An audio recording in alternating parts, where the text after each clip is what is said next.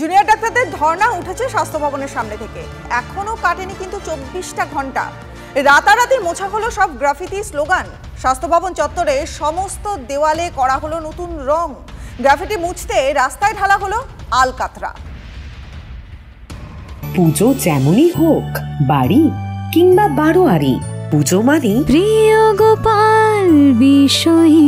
কলকাতায় আর জেলায় জেলায় যে স্বাস্থ্য ভবনের সামনে তাদের এতদিনের ধর্ণা অবস্থান চলল বিভিন্ন দাবিতে, সেই স্বাস্থ্য ভবনের কার্যত রাতারাতি ভোল বদলে দেওয়া হয়েছে।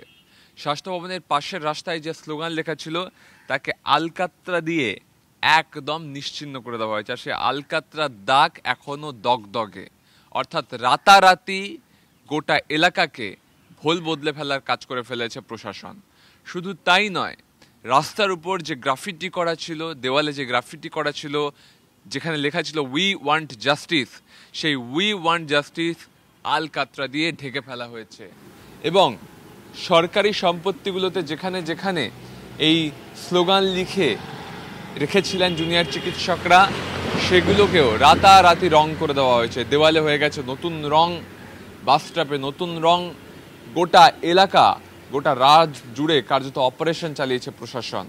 এখন দেখার, আলকাতরা দিয়ে এই উই ওয়ান্ট জাস্টিস তো মুছে ফেলা যায়, কিন্তু কতদিনে আসলে জাস্টিস পায় তিলোত্তমা, কতদিনে এই পরিস্থিতি থেকে বেরোনো যায়, কতদিনে দুর্নীতির বাসা ভাঙে, এবং এই যে আলকাতরা দিয়ে ঢেকে ফেলা উই ওয়ান্ট জাস্টিস, সেটা আদপে সমাজ থেকে ঢেকে ফেলা নয়, যাতে জাস্টিস পায় তিলোত্তমা, সেজন্যই লড়াই চালিয়ে যাবেন জুনিয়র চিকিৎসকরা।